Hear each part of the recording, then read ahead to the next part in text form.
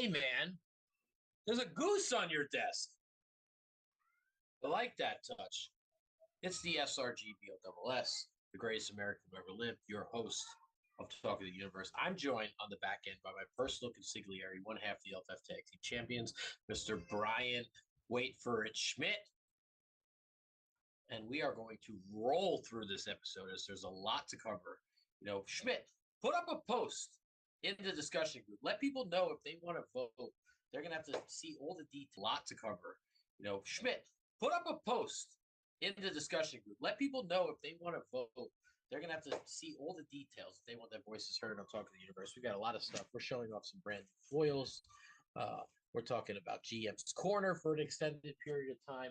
We've got a lot of amazing events going on. Let's kick off this week the way we always do, with the post, the photo, the promo, the deck, and the comment of the week. And then we'll get to week in review. Photo of the week. Oh, love it. What a rock star. One of my favorites, Paul Walter Hauser. He was in what? Super Troopers 2, you were telling me, Mr. Schmidt? In addition, Cobra Kai and Blackbird and, of course, the Fantastic Four. And he's alongside another legend, a man who won himself an awesome prize last night, the next victim of the crime wave in the tag team division, former player of the year, Mr. Jeremy Steigerwald.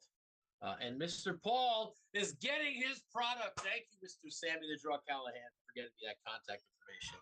All right, we're settling our debt. Was not my fault, Mr. Hauser. Awesome photo. I can't wait for him to have his sets. I gave him a couple box sets as well. And we just look forward to seeing that guy, man. I just really enjoyed all his stuff outside of wrestling. Love his wrestling career. Love his Super Show competitor. What else we got?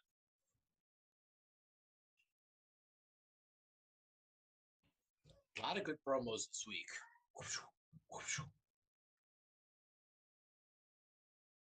What is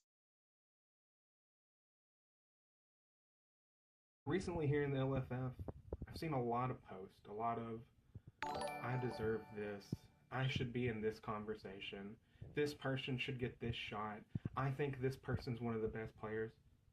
But none of that matters. None of it matters. I'm your next world champion. None of them matter. Not a single one. I'll see everyone soon.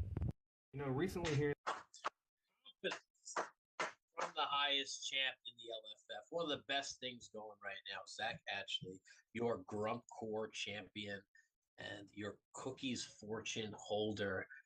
I'm pumped, man. This guy is at the top of his game. He has the opportunity to call out the hidden threat at any turn of the corner. I've even spoken to him about the arrangements that would need to be made if he were just to appear in Long Island to challenge him in person. I love it. Love everything about seeing the highest champ showing off that Grump Core title. Well done. Just another example of title belts being irrelevant these days, as two people seem to think. Lighten it up, Mr. Zach Ashley. Could be our future world champion. Could walk into our event this week and become the number one contender for his own title. Sky is the limit when you're as high as that guy. The post of the week. What could it possibly be? General Manager John Calace, second most engaged post this weekend, pound for pound with content, comes in hot. LFF World Championship, 8-player tournament. As previously posted, I've selected 7 players to participate in this number one contender event. The LFF World Champion, Matt Hass, has selected 1 player. The players that General Manager John Calace have selected: Jeremy Steigerwald, John Press 1P, John Von Masick, the Chosen One Kobe Cram, oldest living member of the LFF Hall of Fame, Patrick Mulligan, the History Daddy, Big Match Pete, and your star breaker, Mr. Trey Cantrell. And lots of people had their things to say. Some people misguided, some people wrong, some people excited, some people miserable, some people happy. Very polarizing post here. We're going to dive into this in a moment. But we're going to get to our comment of the week before we deep dive in that post. What you got for me? Did you listen to me? Thank you, Mr. Holbein Harry. We're going to hear from him a little bit later. Thank you, Mr. Holbein Harry, for your tier 1 sub. We appreciate you. We will hear from in a moment. What we got here? Comment of the week, Schmitty. Comment of the week. Peter Robinson, a member here. So grateful for a second chance after a near-death experience where I was moments away from organ shutting down. I was given a second chance in life. Being able to play against my friends is what the LFF is all about. Even when I had an IV hanging out of my arm, I've been sitting in my Super Show Cup on very, very long. No expiration date. Time to collect my deserved prize. Scroll down a bit. Mr. John Calace said, "We don't care about your sob story, Big Match Pete. Get on in there." Love it. Peter, no one cares about your story. General Manager John Calace serving these folks up, including his own man. He is not he's not safe from anything here. Huge polarizing, lots of different things. I could spend an eternity on it. I'll keep it quick. Let's see what I got here. All right. Here's the list I'm looking at. I'm pulling up. Jeremy Steigerwald, former world champion and a former player of the year, great sportsman. He helped rebuild the play group that I might have destroyed inadvertently, demoed at Impact Team. He's setting up the game. Great choice. John Polverino, all-time great, considered by some the greatest of all time. Owes me a pair of chicken sandwiches, which he's not getting out of buying me. He does add legitimacy to any event. So I think this is a solid choice. You know, they say to be the man, you got to beat the man. And throwing this person in there is going to be a tough hurdle to overcome. Then we got John Von Mason, one half of the LFF Tag Team Champions. What else has this guy done? He has Faction Wars winner. I'm not talking to you, Schmidt. Get out of my ear. Okay, it was rhetorical. He was a rising star, tag team champion, Faction Wars winner, runner-up in the hardcore tournament, all-around solid dude. Great choice.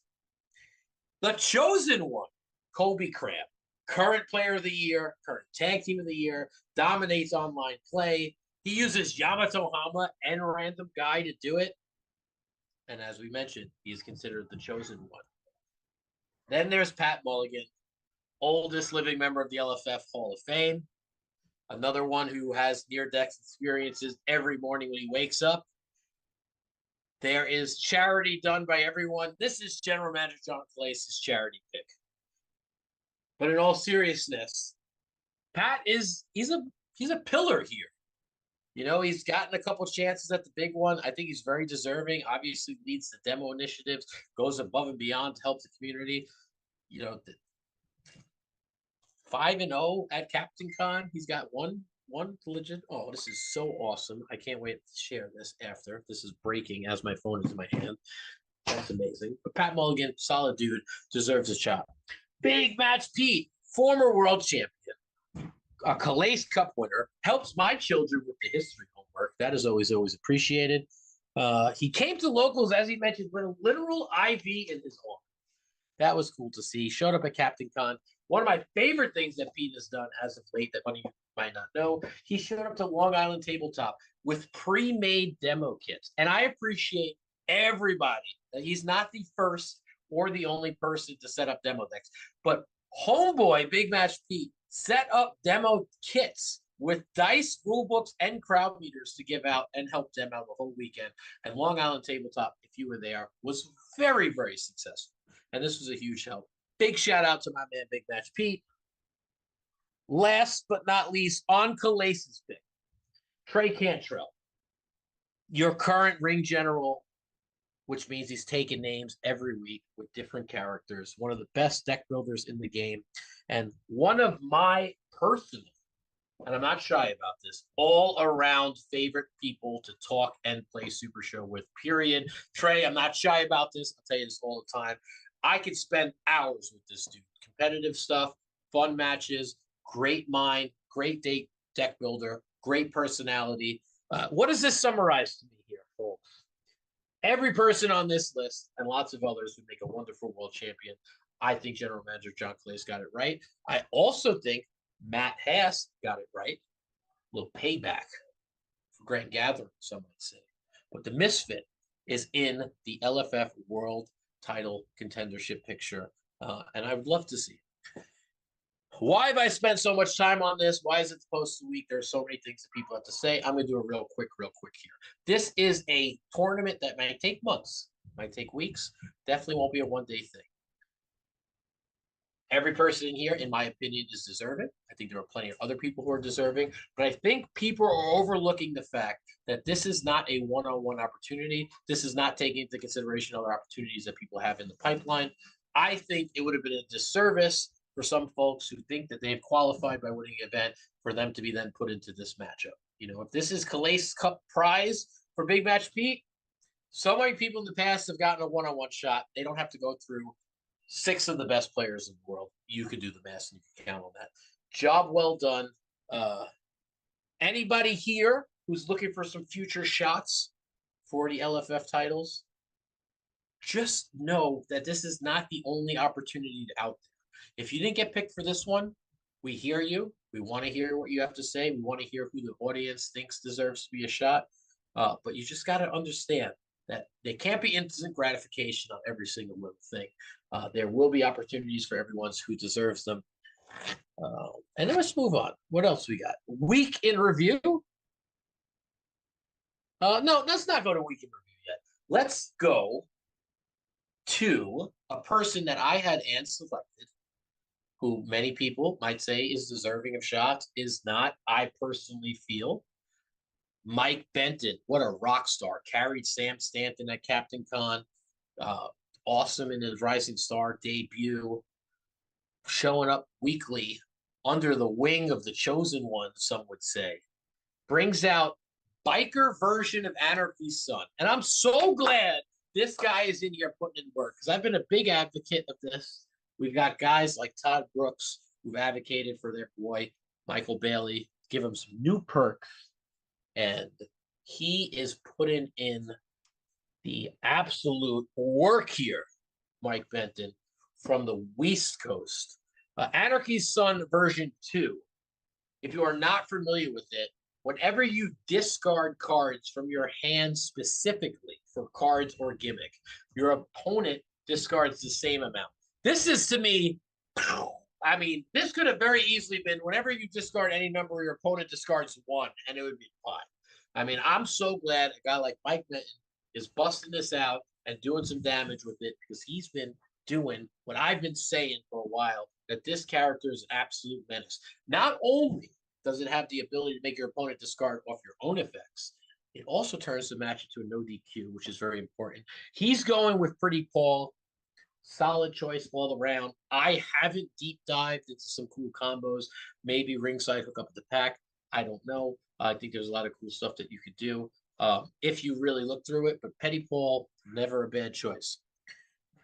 Card number 1, one of my favorite cards of all time, Chop Down. Friendly flips across the board at 1, 2, and 3. You will never have me disagree with these things, man. I mean, it is such a good call. It'll just throw your opponent off when you need it the most.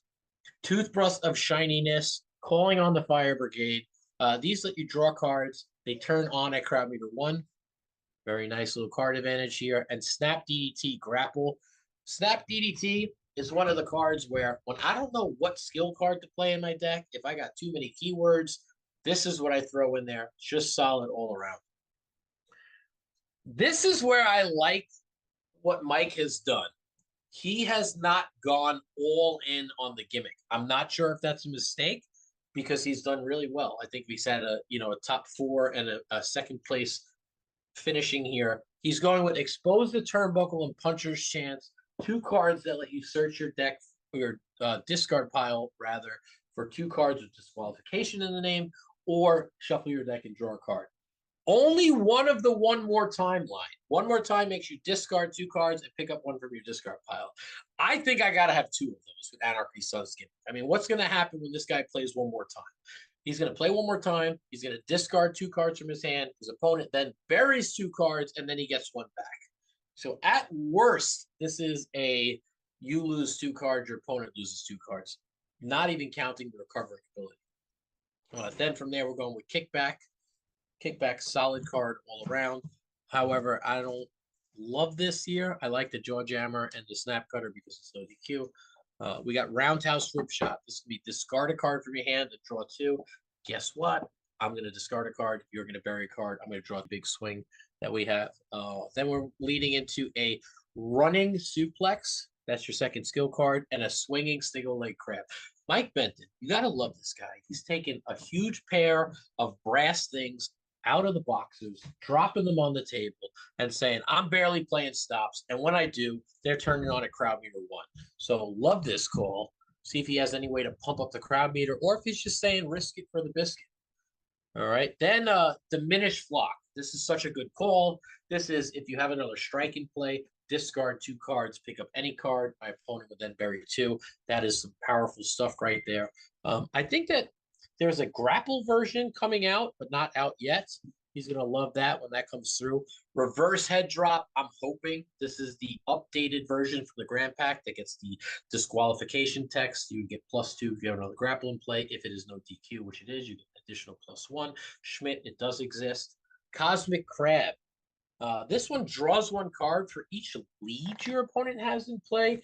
And in a world where folks are running tons of counts as 2s, this could be a huge swing like this call. This is where you're going to get real dangerous, folks. We're going with Jumping Dodge, Death Riding DDT, and Cosmic Kick in the ropes, all right? These cards are some of my favorite wild cards in the game. They are only for the bold of heart. There are there's a very large population of competitive players who won't even dare throw this in their deck because they're scared of the repercussions. Why? When it's played, each person randomly discards a card. That includes you. So each person would randomly discard a card. Guess what? Then the opponent is going to bury an additional card. So this is going to take 2 cards out of your opponent's hand. That is some major damage that you can do. Then we got number 22, the American Sledgehammer shot. This might be the tool that was designed specifically for him and is a cherry on top of this deck. Discard up to 3 cards and then pick up the same number of cards from your discard pile. All right, man. I'm going to discard these 3. I'm going to pick up 3 cards that I need. And guess what you're going to do? You're going to bury 3 cards in your hand. That's like a super skill card for this guy right here. So we have the American Sledgehammer Shot, American Unchained Aggression, and Blindside Bombing. Another incredible card while we wait for the other cards in this line. Discard a card, pick up a card from discard pile, draw 2, and then your opponent buries a card in their hand. I mean, people like to throw around the phrase all gas, no brakes, but this deck is just gas. And then Mike Benton, I love what you've been workshopping because you've been watching Talk of the Universe. You've been listening to the SRGBLSS, and you've been agreeing with him when he says the next 3 cards are the best cards ever printed ever. All right, so we're going to rip up my opponent's hand. We're going to be light on stops. But guess what? When we play stops, we're going to recover stuff. Face it, you're barking up the wrong tree. Size of the fight and the dog, and then it's not the size of the fight. And then we have Anarchy Shovel. This is a bomb with him. If stop, discard a card and bury it, and then your opponent buries a card in their hand. The King's Gambit is, I'm not even sure which one that one is offhand. That's not the discard pile one. I think it's like, pull up the card, text me, Schmidt. It's like flips you a bunch of cards. And then last but not least, FTL. Forget about those lights. Spotlight shutter offer. I'm sorry for giving away the business and people are going to start sweeping and slamming you. Tell me what the King's Gambit does. This is an awesome work of art. It really proves to you that when you do something different that your opponents are not ready for, you can tear things up. You know, there's a lot of people here that are like going to try to play Mike Benton's deck here, and they're going to cut out the 4s and 5s for kicks and hip tosses, or, you know, they're going to make a lot of changes here. What's it do? King's Gambit. Discard 4 cards from your hand and flip. Discard up to 4. Your opponent flips the same and then buries the same. I mean, this is just killer. I'm getting mixed things from Schmidt in my ear. Discard up to 4 cards. Your opponent flips the same. Correct? So I discard, I flip, my opponent buries. Very nice. And then you fight in the dog, then we get your all stuff back. Yes, I like this. Very well done, Mr. Mike. That not what you see every day. Getting some great results. Moving on.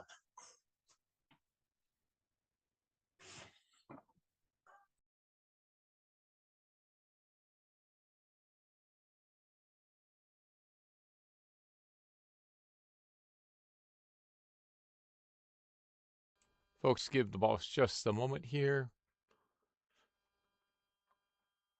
As you can see, the goose is on the screen. That's it. Oh.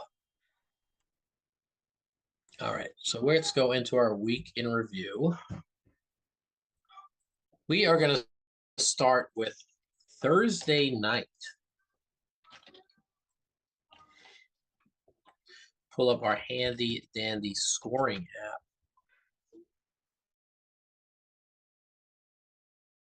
Which is not an app.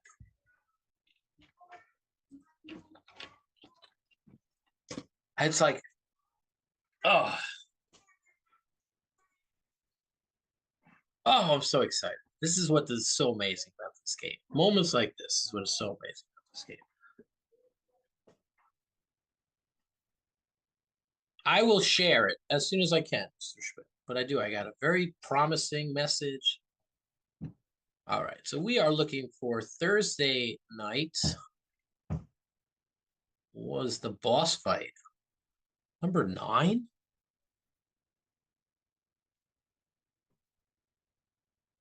Surprise, surprise. Matt Hass, LFF World Champion, returned to online play. We saw the bucket list from Long Island Tabletop. Capture a title belt, win a membership ring, and win a Thursday night fight. He's taking the big one out. He's taking the world title out, and he would be in his quest to do this year. Our top cut, Chugonomics, playing as Chugonomics himself. He would be defeated by history-making Matt Pineapple as Evilise. Mike Benton, Anarchy's son. We'll see this matchup again. Will be defeated by Colby Cram as the random guy. And your Grump Core champion, your Cookies Fortune holder, the highest champion LFF Unique, would defeat the Italian Boombada as Mysterious. I participated in this event and came just shy of making the top cut. Interesting that our stipulations are no longer visible. I'd have to ask Mr. Robert the Brain Dunn why those are shifting on us. But then the hidden threat, as himself, Matt Hass, goes up against history-making Matt Pineapple, and Colby Cram as random guy defeats the highest champ in the LFF, setting up the Cinderella story as the hidden threat Matt Hass, your LFF world champion, going up against the chosen one. The hidden threat versus random guy. I believe it was a tables match finals. No, or a death match finals. I'm not sure. I know we used those in here. But I got to get Mr. Robert the Brain Dunn on the line and get an explanation as why our stipulations are no longer showing. My memory is not as great as it was, especially when it comes to the variety of events that we're doing here. Matt Hass would take the chosen one down, hit a finisher. 1, 2 things checked off his list. Kicks out, says the chosen one, and then goes into an absolute banger of a match. Colby Cram running that Dragon Con entrance, which would pay huge dividends, and the random guy would take down the Thursday night event, shattering the dreams of the world champion. Is this foreshadowing for what's to come for the hidden threat? Is the chosen one coming for him? You know, he's got the dream of being world champ, and it gets sliced away by Mr. Colby Cram. He wanted the membership ring challenge, and it gets slapped away. He wanted the Thursday night fight victory. It gets slapped away. This is when the world champ might be going up against his destiny in the chosen one, Colby Cram. And I was just getting word that it was a bloodbath brawl finale, as we've gone nice and hardcore this week. Moving on, I believe we were supposed to get some updates on a Saturday night event that went down. I believe that was hosted a grand battle style event by the foreman. There was nothing up on there. Right. Moving on from Thursday night, we will jump to Monday night fights. Hosted by my personal consigliere. In our top cut, 8 combatants here online as we battled the wind and the storm and everything else in between. Your top 4, Colby Cram, the random guy once again, takes on Are You a Cop, Cecilia, with the hollow kick. This is the original version, I believe. And then, for all you jokers out there, Mr. Ant West, the 8-bit antagonist, using the Hurricane. He was defeated by Mike Benton with an Anarchy Sun, coming back again. That was your deck of the week. But the Anarchy Sun would fall short for the second time because the chosen one, Colby Cram, has gotten himself an absolute online victory. And listen, all the respect out in the world to Mr. Ronnie Roms, who's been on fire. Okay. But this is another man who's been tearing it up online. It's been like Ronnie Roms, Colby Cram, Buttonheads. Occasionally Chris Pate shows up out here.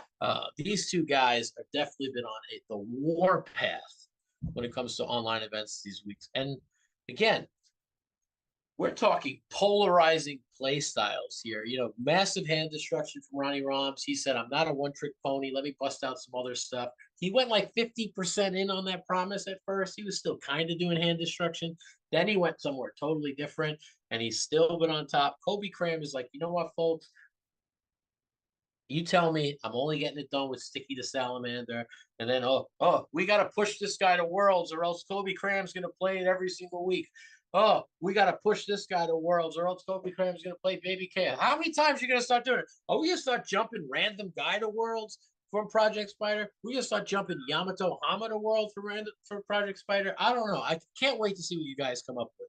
Let this guy have somebody just chill in the underworld for a little bit. And then BNF, 9 players. We had Pollywood, TVA Commissioner Ref Dave, Mike Benton, highest